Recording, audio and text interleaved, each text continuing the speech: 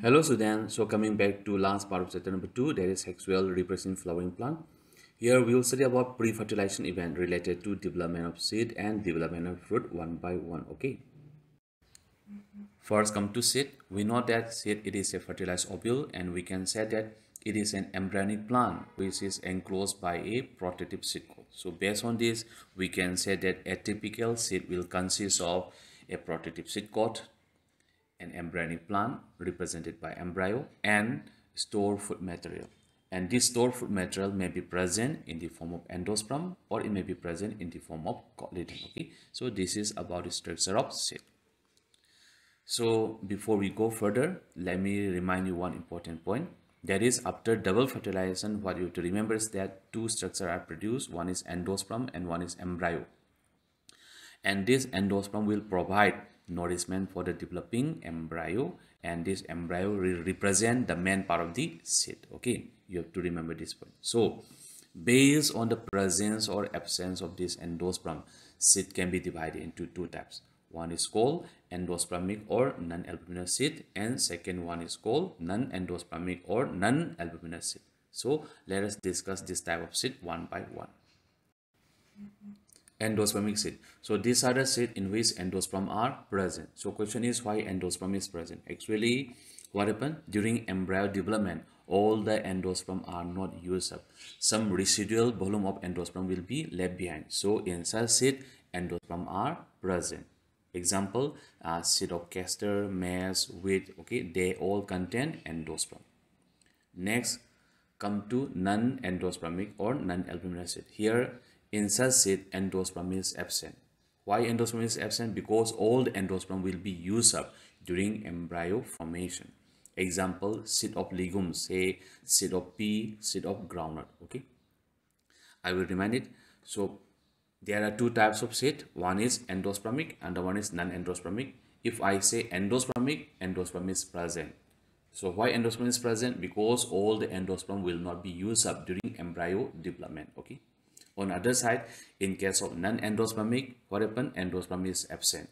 So why endosperm is absent? Because all the endosperm are used up during embryo development. So this is about the two types of seed. Okay, based on the presence or absence of endosperm. One more point, we know that ovule develop into seed after fertilization, and we also know that the main component of seed is represented by embryo. Okay, now the point is that in ovule nucellus is present, but when this ovule develop into seed, there is not a single structure which can represent nucellus. That is, the portion of nucellus will degenerate during seed formation. But in some plant, what happen?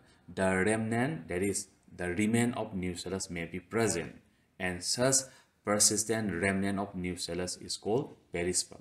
That is, perisperm, it is the remnant of nucellus. Okay, and it is found in some seed like black pepper and beet. Okay, so this is something about seed. Next, come to seed viability, that is fertility period of seed. Viability, actually it is the ability of seed to retain the power of germination, and this viability period may range from few weeks to several years also, and this viability period will differ from one organism to another organism. Okay, next let's see example related to seed viability. A 10,000-year-old seed of lupin, okay, Sanifinium lupinus articus, which was taken from Arctic tundra. When planted, the seed was able to germinate and produce plant, okay, that bear fruits and that bear flower and fruits. That is, the seed of lupin is viable after an estimated record of 10,000 years of dormancy. That means the seed of Lupinus articus can be considered as the oldest viable seed known. Okay, got the point. Next, let's see another example. Seed of Phoenix dactylifera, which was believed to be about 2000 years old, was also found to be viable. That is, the seed was able to germinate after an estimated record of 10,000 years of dormancy. Okay, so these are two examples related to seed viability. So the viability period of different seed will range from few weeks to several hundreds of years. So these are all about viability of seed. Next, come to importance of seed. Now come to point number 1. For agricultural product, we know that the type of seed that the farmer use is very important. That is seed. It is the basis of agriculture. This is important number 1. Now come to point number 2. Plants. Plants which are found in particular region can be allowed to colonize new area through seed. That means seed can be dispersed in new habitat and can be allowed to colonize new area. Okay, this is another importance of seed. Now come to point number 3.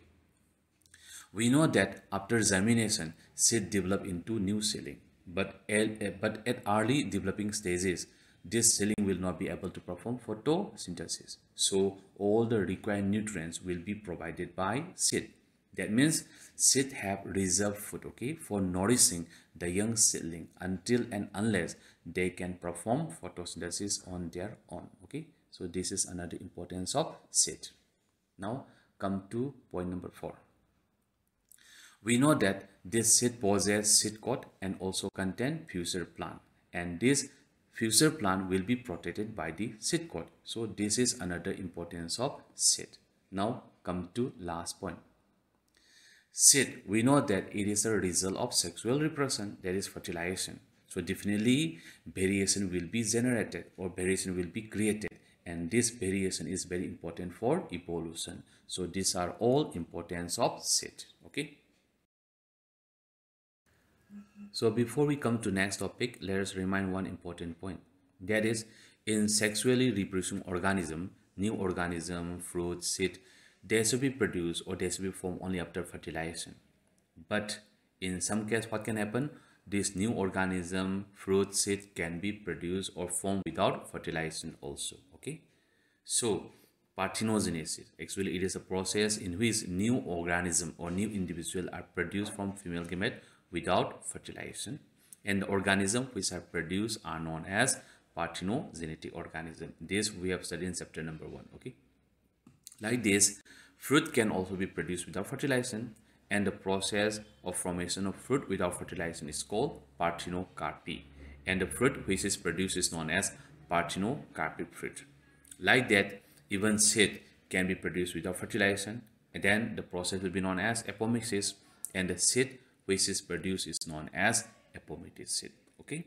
Now, based on this, let's discuss this apomixis in details. Okay.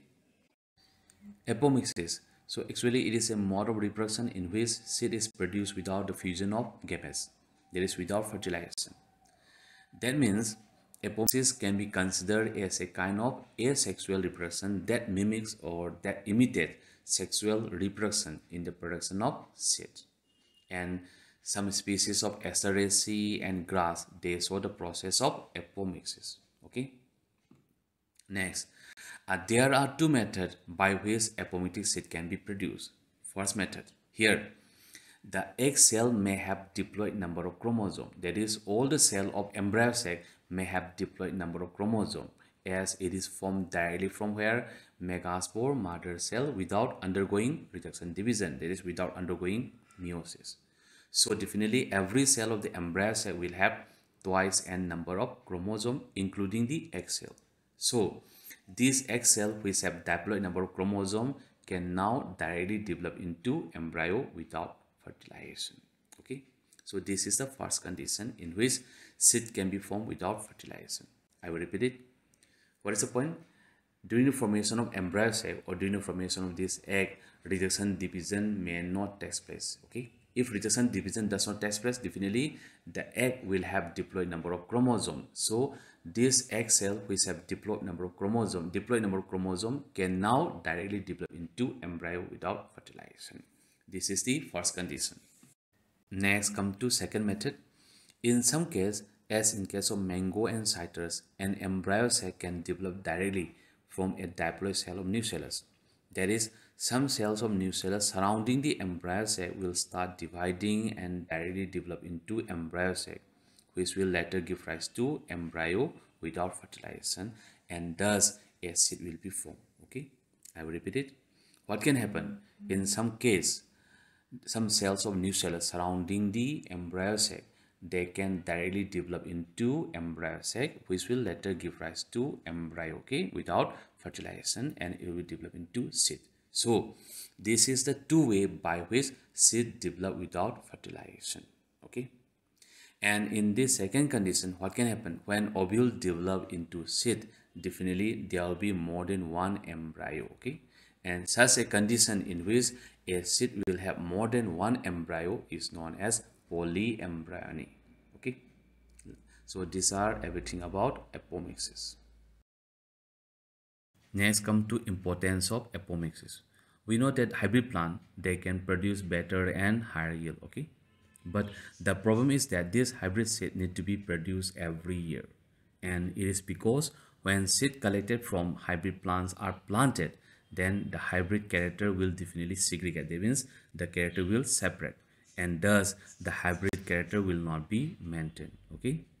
So the point is that if we are able to perform what apomixis in such hybrid plant, then in the seed collected from such hybrid plant, there will be no segregation. That is, there will be no separation of hybrid character. That is, the hybrid character will be maintained. Then the seed collected from such hybrid plant can keep on using to raise new crops years after years. So this is the importance of apomixis. Next come to fruit. Fruit. We know that fruit, it is a seed-bearing structure which is present in flowering plant and which develop from the ovary after fertilization. And usually fruit is composed of two main parts. One is called pericarp and other is called seed. And here the pericarp will develop from the wall of ovary. On other side, the seed develop from ovule. Okay. And there are two types of fruit also. One is called true and one is called false. And if the ovary directly develops into fruit, then such type of fruits are known as true fruits.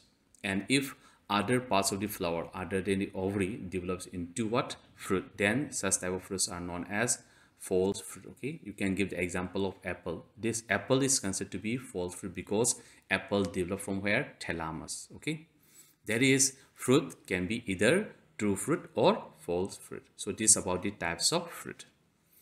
Next, we also know that this fruit is formed only after fertilization. But in some plant, what can happen? The fruit can be formed without fertilization also, that is without fusion of male and female gamete. Then such phenomenon is known as parthenocarpy. Okay, that is parthenocarpy. It is a process of formation of fruit without fertilization, and the fruit which is formed in such a process is called parthenocarpic fruit. Okay. And as parthenocarpic fruits are formed without fertilization, then definitely there will be no embryo formation. And if there is no embryo formation, then there will be no seed formation. Okay, because of this, parthenocarpic fruits are seedless. And you can give the example of banana. So banana are seedless, so you can consider banana to be a good example of parthenocarpy. And you might be thinking that in some banana seed is present. Okay. And if in banana, if seed is present, that seed is non-viable. Okay, it is non-fertile seed. So the character of banana, okay, is considered to be seedless. Okay, and this parthenocarpy can also be induced by the application of growth hormones like auxin, gibberellins in some plant. Okay, so this is something about fruit.